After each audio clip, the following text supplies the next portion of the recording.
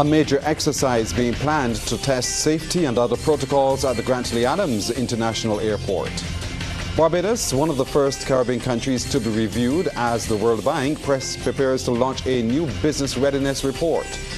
Barbados and Suriname becoming major trading partners, and in sports, runs flow in round 2 of the BCA Presidents Cup Competition. Broadcasting from our studios in the Pine St. Michael, this is CBC NewsNight, starting now.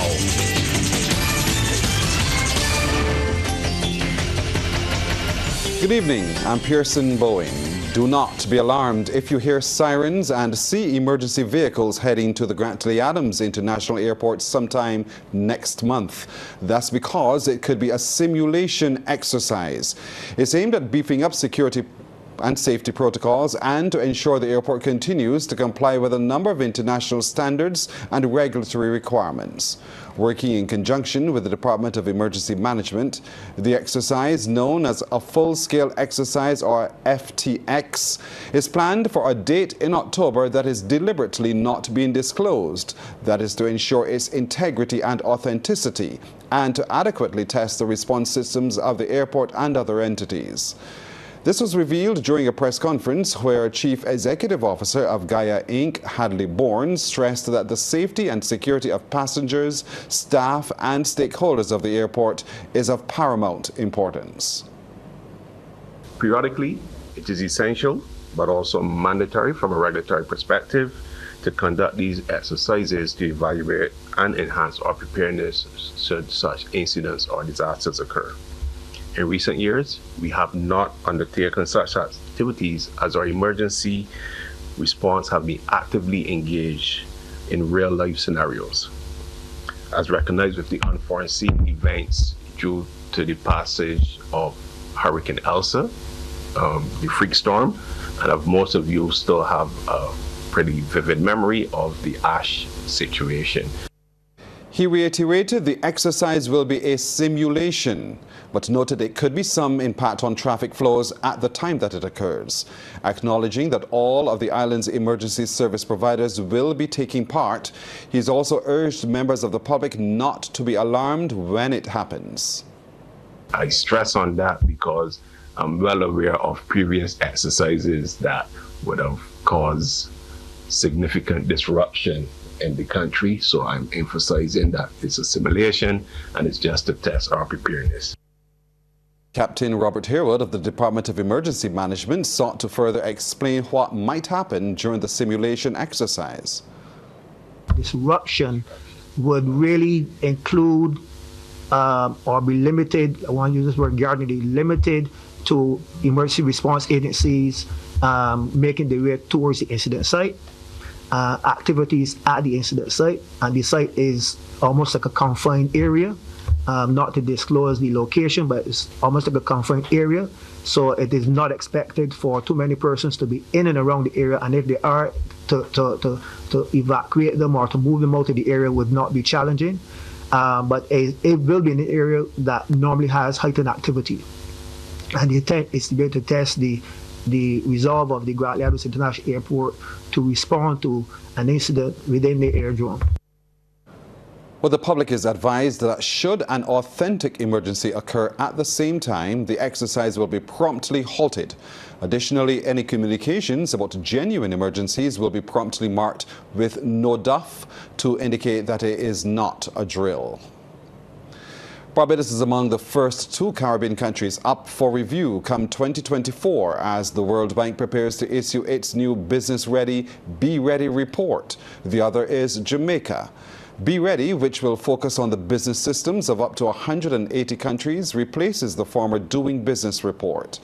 Alternate Executive Director for Canada, Ireland and the Caribbean at the World Bank Group, Christopher Sinclair, says a complete review and reform has been undertaken after significant flaws were found. Mr. Sinclair explains what's new in the Be Ready report. They have greater consideration for the role of public services, balanced coverage of de jure and de facto aspects of business environment, including adding firm surveys, new data sourcing, complement from expert consultations. They're going to go to governments, they're going to go to private sectors, they're going to go to civil society, they're going to do a whole lot of consultations. All topics will be structured on the 3 pillars: regulatory framework, public services, efficiency. And the scoring will be based on firm flexibility and social benefits. So they're including social benefits now, which wasn't in the previous report. Mr. Sinclair, a former Minister of Finance, was at the time delivering the 8th Leo Leacock Memorial Lecture. During the question and answer segment, he urged small business associations to band together and forward a proposal to CRIF SPC, formerly the Caribbean Catastrophe Risk and Financing Facility, for coverage under the Risk Insurance Facility. It started out for governments and for countries, but we now have to advocate to ensure that it can now come down to companies, businesses, and sectors in particular, so that you don't have to face the full brunt of the reinsurance industry, which can be extremely difficult. We agree with that, even in instances where you have not been struck by a disaster. Because if a disaster occurs in Bahamas and the recovery rates have to be X or Y billion dollars, it is going to blow back on us. There has been robust trade taking place between Barbados and fellow CARICOM member Suriname. The Prime Minister's special envoy to Guyana and Suriname, Alfiel Wiggins, says the Dutch-speaking CARICOM state has been helping Barbados with needed resources, among them raw materials for construction. There has been increased exports between the two countries in the areas in terms of from Suriname to Barbados, in the areas of heavy fuel oil being imported by BNOC for API. And that's very, very important. Also, because our sand dunes are expiring, we have been importing silica sand, a lot of silica sand from both Suriname and Guyana to help in our construction industries, etc. And we know that all countries are now having a building boom, and that silica sand is very important. Well, foods have also been a part of the exchange during the COVID-19 pandemic, and that initiative continues. In addition, a Surinamese delegation recently visited Barbados for discussions on housing. The island has also been exporting medicines to Paramaribo. Ms. Wiggins says there is also room for tourism traffic between the two countries. The special envoy says this area is being actively discussed. With both Suriname Airways and Fly Always, because we know we need the air bridges and the sea bridges between the South American countries and Barbados.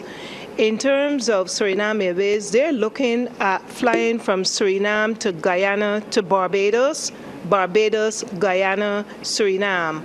And the load factor will be very good because we have a lot of traffic going from Barbados to Guyana, and what they're looking at, you can either change planes when you reach Chedijagan and go on to Suriname, or you can stay on board that aircraft depending on the scheduling of the aircraft and then go on to Suriname.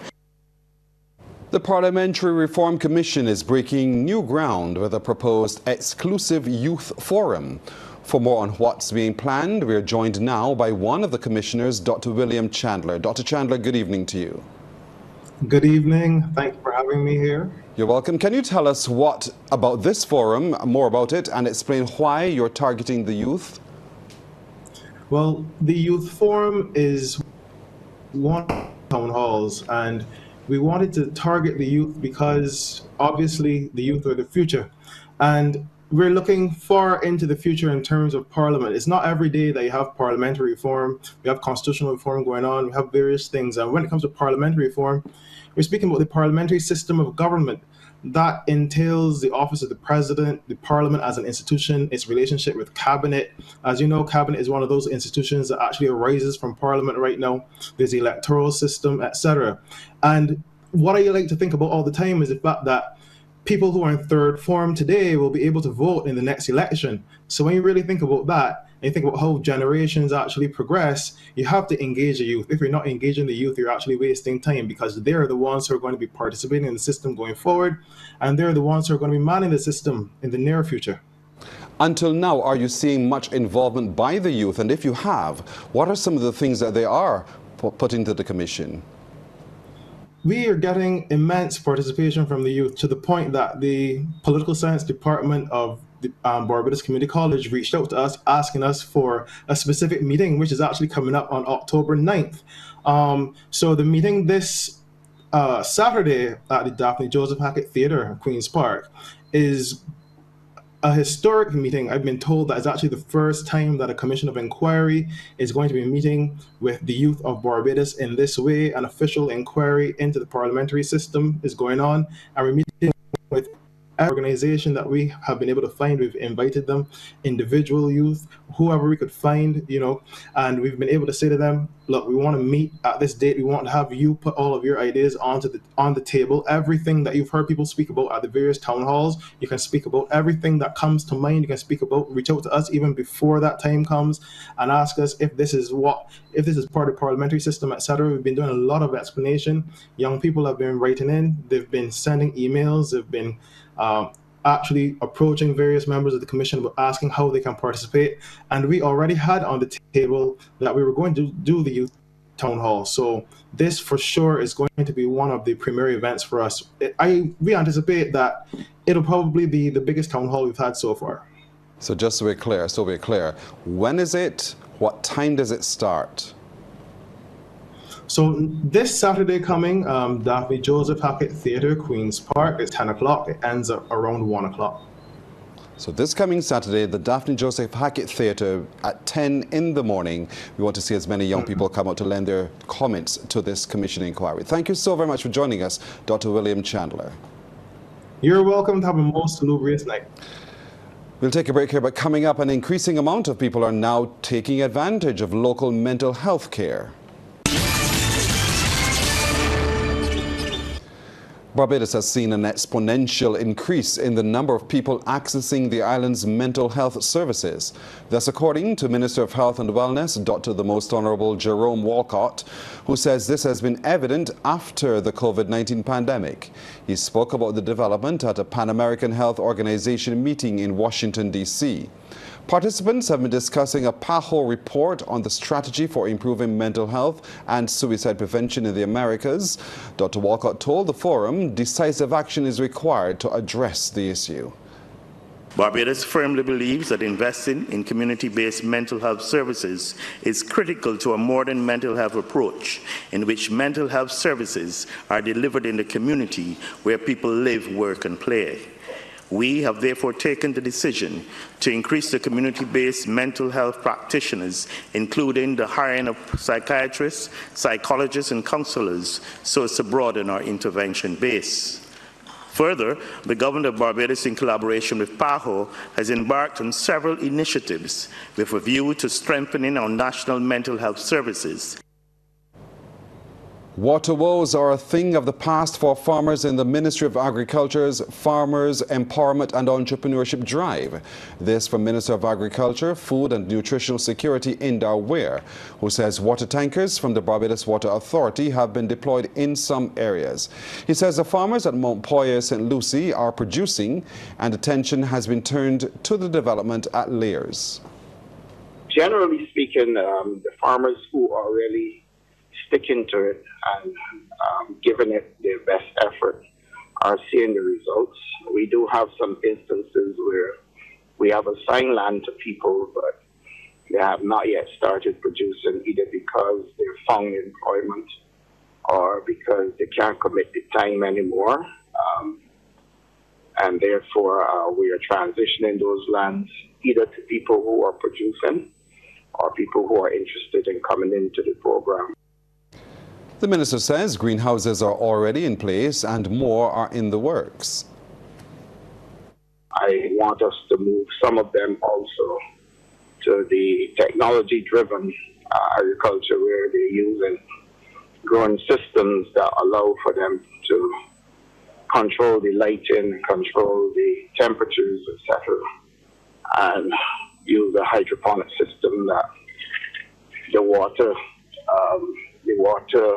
intensity is far than what we're doing right now. Well, the use of drone technology has been improving the firefighting efforts of the Barbados Fire Service. During a presentation of drones by the University of the West Indies, Fire Chief Herold Maynard highlighted several instances when drones were used. They included the major warehouse fire at Brandon St. Michael last November, as well as a landfill fire. When the drones got on site and we got the aerial view, we were able to see that if we had to continue in that vein, we would be making a mistake. So therefore, it gave us a better bird's eye view of what was actually happening, and then the strategies were modified, and then we were able to extinguish the fire in a faster or quicker time.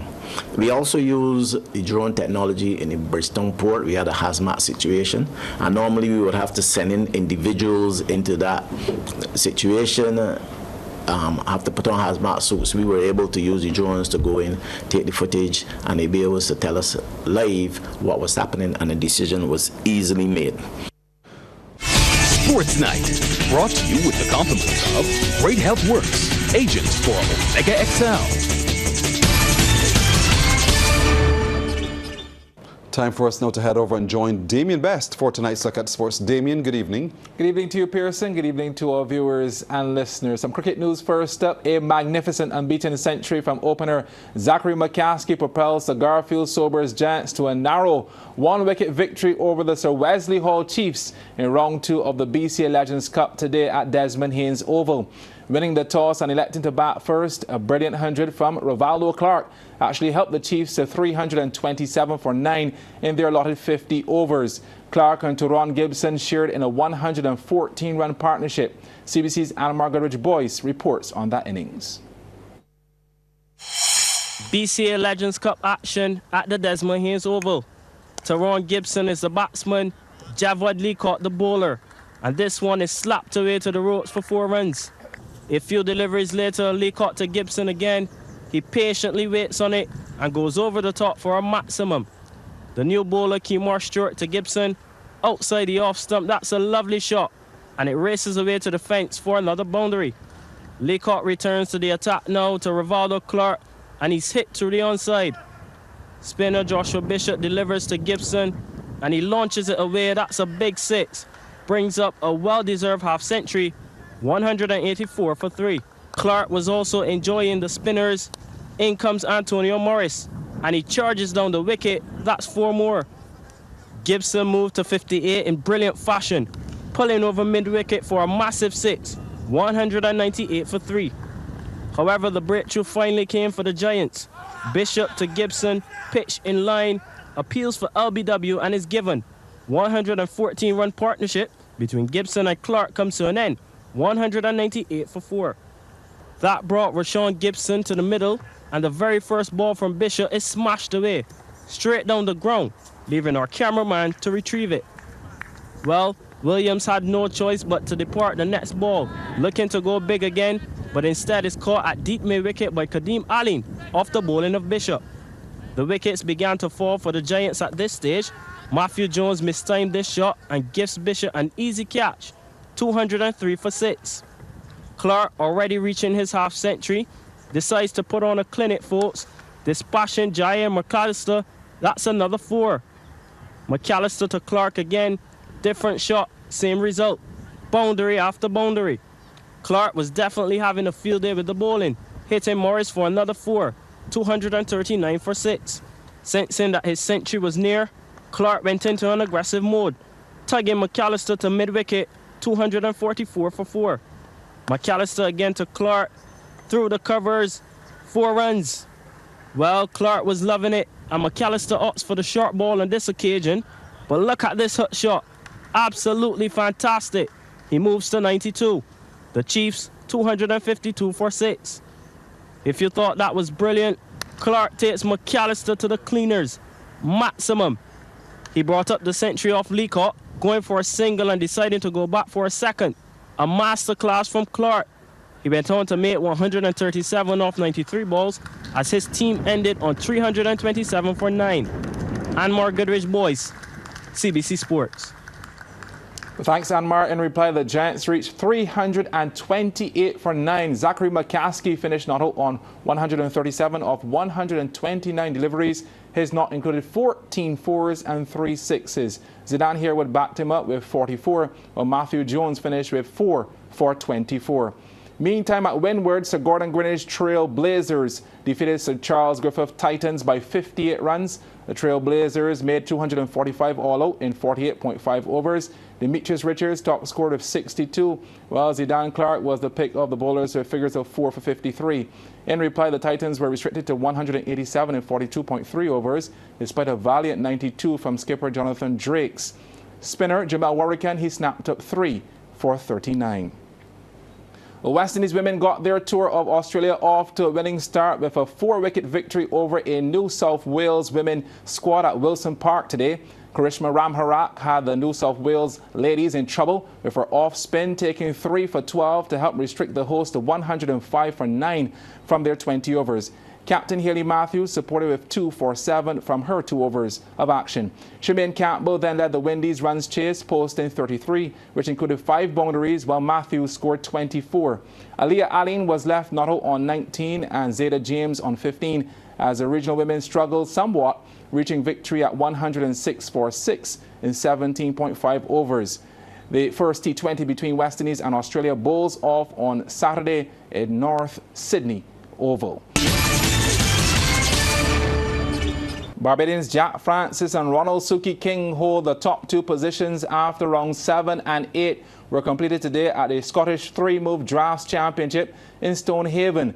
Francis leads the pack with 27 points, closely followed by former world champion King on 26 points. Francis defeated fellow Barbadian Kent Lane in round 7 1-0, while Suki got the better of Sean Phillips of Ireland 2-0 and Scotland's Con Boyle 2-0 as well in round 7 and 8. Lane is currently 5th on 16 points. After losing to Jack, he bounced back to draw with Shane McCosker in round 8.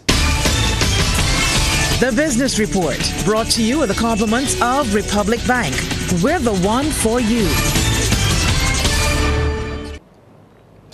In business tonight, opening bank accounts and strengthening the voice of small business advocacy will be high on the agenda of the new chairman of the Small Business Association, Robert Homer. The managing director of RMH Financial Consultants Incorporated believes much attention is being paid to the sector as it is a major plank in the thrust to shape a new economy, but he says there are obstacles in the way. It seems to a lot of small businesses that is a big thing, to open a simple bank account with a commercial bank, the requirements to even produce a business plan and all this thing, they think is quite horrendous. So maybe we could, advocate and promote for the banks to relax some of these requirements to make it easier for entrepreneurs to, get on with the business of opening a bank account so they can run their businesses. The new chairman says he will be working on getting all small businesses registered, but the process is cumbersome.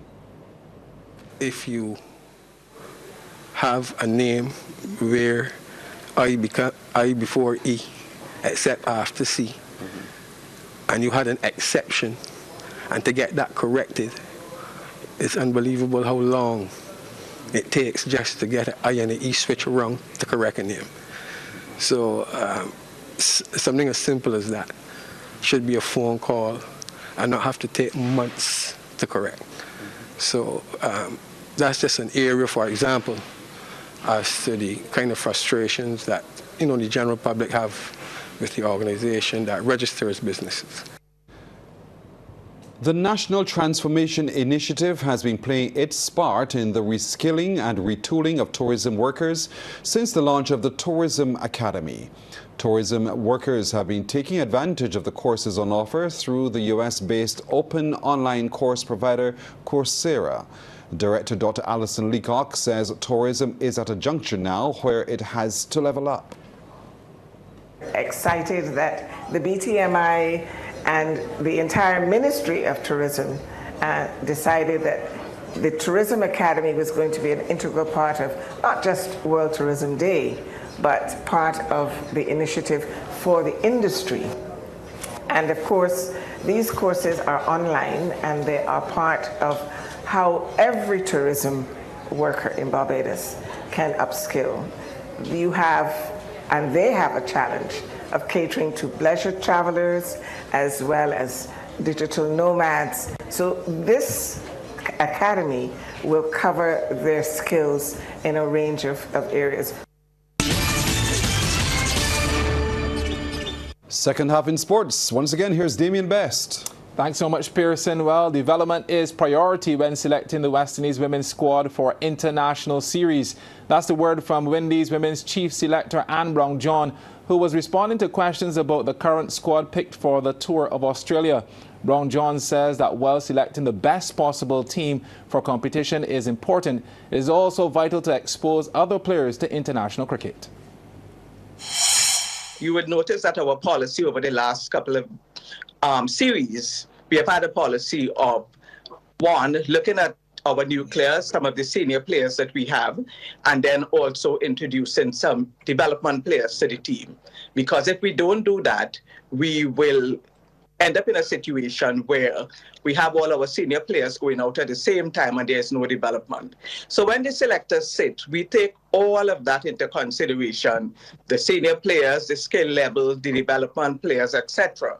And we come up with a 15 persons. So it is difficult to say who was close or who was not close. It's just that when you take everything into consideration, this is the best 15 we think we have at this point in time to go into this series, taking into consideration experience and our development trust. With the Windies women's A team set to be announced to tour Pakistan shortly, Brown-John says it's another step towards development. We are also aware of the fact that just earlier this year we had the Under-19 World Cup, and that is going to be held every 2 years. So in January 2025, we will also have another Under-19 World Cup.